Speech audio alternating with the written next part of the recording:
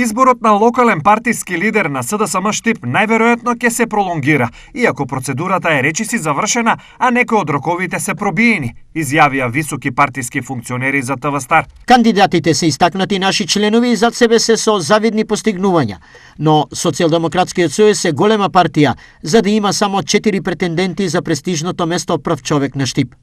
Во интерес на сите е конкуренцијата да се зголеми со нови имиња, поради што ќе се даде можност во трката да се вклучат и нови лица. Велат извори од партијата. Ова практично значи дека изборот се одлага на неодредено, но не и за предолго идно време. СДСМ, особено во Штип, бара итно соземање и итна партиска реконструкција на сите нивоа, зашто уште еден евентуален пораз на следните избори партијата може да ја доведат на ниво од 90-тите години, коментираат партиски аналитичари. Токму и поради ова се заклучува аналогно, не е некоја мистерија што председателката Сања Лукаревска и останатите точно запишеле во своите нотиси на интервјуата со кандидатите Билјана Казанџиска, Ѓорги Хубрев, Александар Кангалов и Павел Иванов, кога тие ја образлагале својата програма. Деталите се небитни, а заклучокот се наметнува сам. Имено фактот што во меѓувреме прекјутно се одобрува продолжение на рокот за пријавување и дека тоа ќе го искористат најмалку двајца нови претенденти,